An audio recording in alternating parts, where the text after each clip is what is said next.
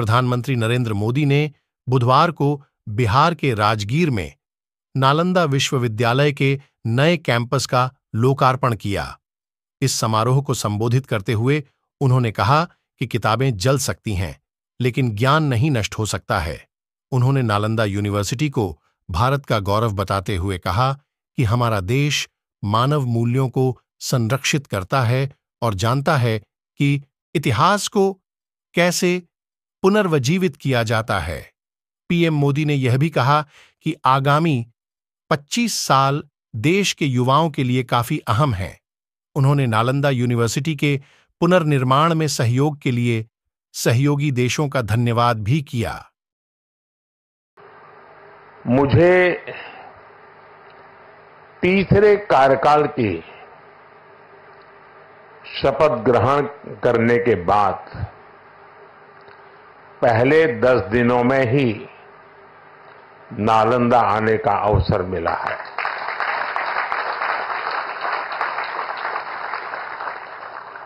ये मेरा सौभाग्य तो है ही। मैं इसे भारत की विकास यात्रा के एक शुभ संकेत के रूप में देखता हूं। नालंदा ये केवल नाम नहीं है। नालंदा एक पहचान है, एक सम्मान है। नालंदा एक मूल्य है, नालंदा एक मंत्र है, गौरव है, गाथा है। नालंदा है उद्घोष इस सत्य का कि आग की लपटों में पुस्तकें भले जल जाएं, लेकिन आग की लपटें ज्ञान को नहीं मिटा सकती। नालंदा के ध्वंस ने भारत को अंधकार से भर दिया था। अब इसकी पुनर्स्थापना भारत के स्वर्णिम युग की शुरुआत करने जा रहा है। साथियों, अपने प्राचीन अवशेषों के समीप नालंदा का नवजागरण, ये नया कैंपस विश्व को भारत के सामर्थ्य का परिचय देगा। नालंदा बताएगा जो राष्ट्र मजबूत मानवीय मूल्यों पर खड़े होते हैं, वो राष्ट्र इतिहास को पुनर्जीवित करके बेहतर भविष्य की नींव रखना जानते हैं।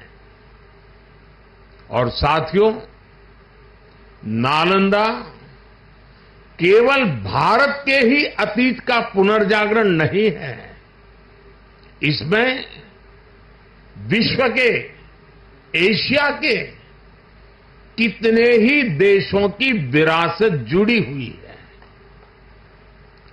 एक यूनिवर्सिटी कैंपस के इनॉग्रेशन में इतने देशों का उपस्थित होना, यह अपने आप में अभूतपूर्व है।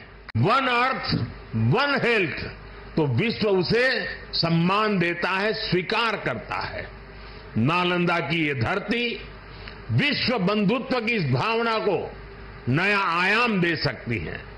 इसलिए नालंदा के विद्यार्थियों का दायित्व और ज्यादा बड़ा है। आप भारत और पूरे विश्व का भविष्य है। अमृतकाल के 25 साल भारत के युवाओं के लिए बहुत अहम है। ये 25 वर्ष नालंदा विश्वविद्यालय के हर छात्र के लिए भी उतने ही महत्वपूर्ण है। यहां से निकलकर आप जिस भी क्षेत्र में जाएं, आप पर अपनी यूनिवर्सिटी के मानवीय मूल्यों की मुहर दिखनी चाहिए।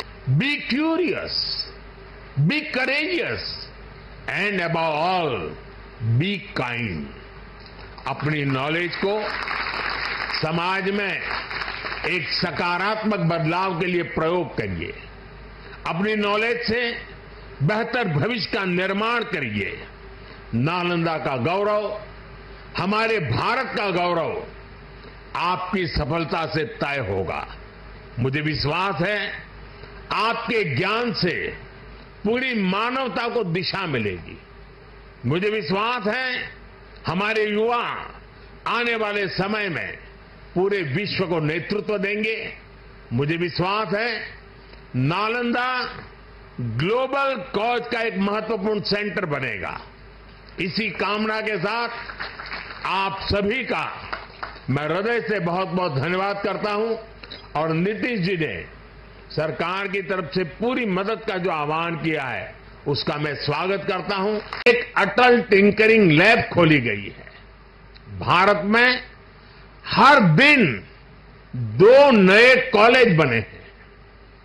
आज देश में 23 आईआईटीज हैं। 10 साल पहले 13 आईएम्स थे, आज ये संख्या 21 है। 10 साल पहले की तुलना में आज करीब 3 गुना यानी कि 22 एम्स है। 10 साल में मेडिकल कॉलेजों की संख्या भी करीब 2 गुनी हो गई है। आज भारत के एजुकेशन सेक्टर में बड़े रिफॉर्म्स हो रहे हैं। नेशनल एजुकेशन पॉलिसी ने भारत के युवाओं के सपनों को नया विस्तार दिया है। भारत की यूनिवर्सिटीज ने फॉरेन यूनिवर्सिटीज के साथ भी कोलैबोरेट करना शुरू कर दिया है। इसके अलावा डीकन और वलुंगोंग जैसी इंटरनेशनल यूनिवर्सिटीज भी भारत में अपने कैंपस खोल रही है। इन सारे प्रयासों से भारतीय छात्रों को हायर एजुकेशन के लिए भारत में ही सर्वश्रेष्ठ शिक्षा संस्थान उपलब्ध हो रहे हैं। जब भारत कहता है one earth, one family and one future, तो विश्व उसके साथ खड़ा होता है। जब भारत कहता है वन सन, वन वर्ल्ड, वन ग्रिड, तो विश्व उसके भविष्य की दिशा मानता है। मेरा मिशन है कि भारत दुनिया के लिए शिक्षा और ज्ञान का केंद्र बने। मेरा मिशन है भारत की पहचान फिर से दुनिया के सबसे प्रोमिनेंट नॉलेज सेंटर के रूप में उभरे। और इसके लिए भारत आज बहुत कम उम्र से ही अपने स्टूडेंट्स को इनोवेशन की स्पिरिट से जोड़ रहा है। आज एक तरफ 1 करोड़ से ज्यादा बच्चों को अटल टिंकरिंग लैब में लेटेस्ट टेक्नोलॉजी के एक्सपोजर का लाभ मिल रहा है, वहीं दूसरी ओर चंद्रयान और गगनयान जैसे मिशन स्टूडेंट्स में साइंस के प्रति रुचि बढ़ा रहे हैं। इनोवेशन को बढ़ावा देने के लिए भारत ने 1 दशक पहले स्टार्टअप इंडिया मिशन की शुरुआत की थी। तब देश में कुछ 100 ही स्टार्टअप थे, लेकिन आज भारत में 1,30,000 से ज्यादा स्टार्टअप है। पहले की तुलना में आज भारत से रिकॉर्ड पेटेंट फाइल हो रहे हैं, रिसर्च पेपर पब्लिश हो रहे हैं। हमारा जोर अपने यंग इनोवेटर्स को रिसर्च और इनोवेशन के लिए ज्यादा से ज्यादा मौके देने का है। कुछ साल पहले तक इस रैंकिंग में भारत के सिर्फ 13 इंस्टीट्यूशंस थे, 13। अब इस ग्लोबल इंपैक्ट रैंकिंग में भारत के करीब 100 शिक्षा संस्थान शामिल हुए। पिछले 10 वर्षों में औसतन भारत में हर सप्ताह एक यूनिवर्सिटी बनी है। भारत में हर दिन एक नई आईटीआई की स्थापना हुई है।